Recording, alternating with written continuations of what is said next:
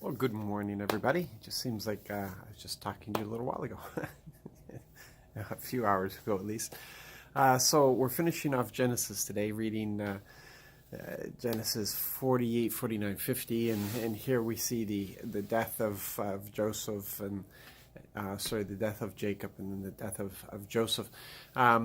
But we've been talking a little bit about how God is really no respecter of person or of culture or tradition.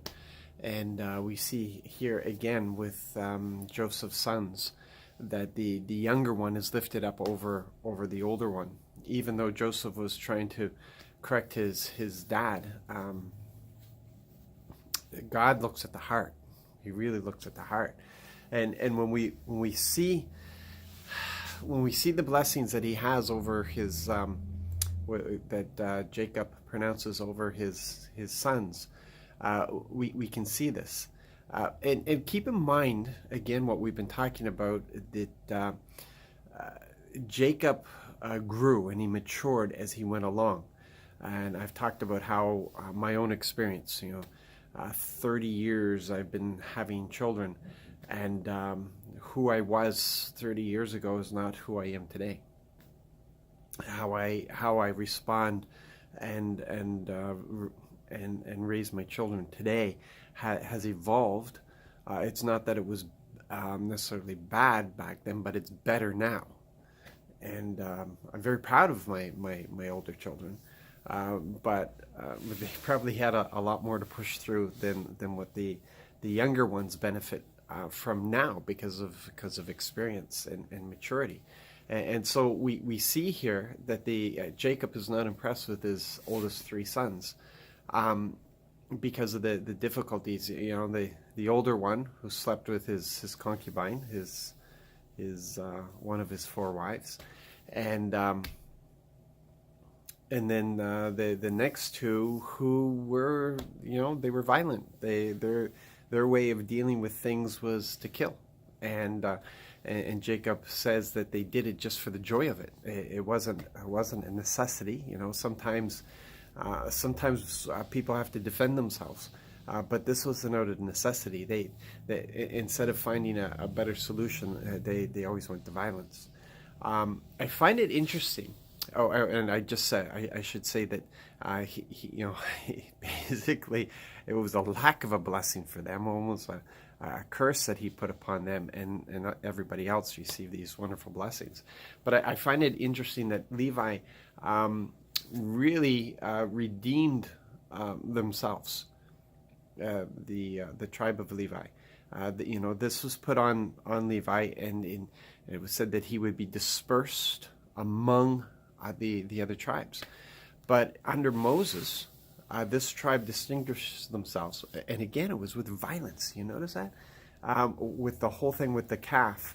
Moses asked who would come to his side, and it was the tribe of Levi that came to him, and then he sent them among the family to kill, and the Levites did that, and because of that, they were set aside for the priesthood. They were set aside to work in the temple, that the Lord would be their inheritance instead of the land.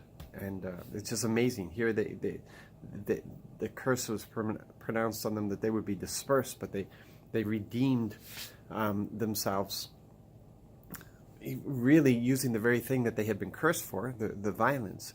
But in this case, it was defending the holiness of God. So, that was interesting. It's obvious that if we want to see the blessings of God flowing through us, we cannot have a heart of rebellion. We need to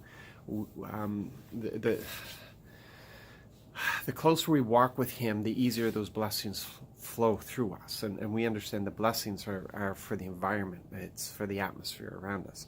And the more we walk in step with Him, the more those blessings flow. If we have a rebellious heart, it's going to prevent those blessings from flowing. And He will not use us if we have a rebellious heart. He looks at the heart.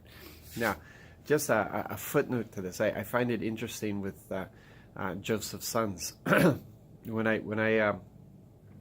I picture them sitting on their grandfather's lap, because that's what it says, that they got off of his lap, I laugh, because you got to realize how old they were.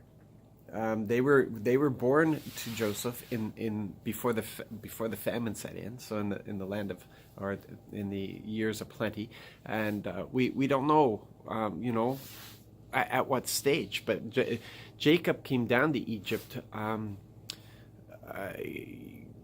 during or after the second year of famine, and so the youngest they would be is 2. That would be the youngest of the 2, would be 2. But more likely they were, 5 or 6. And then Jacob lived for 17 years in Egypt. And this was really the last day, or the last days of his life, that it came in to be blessed.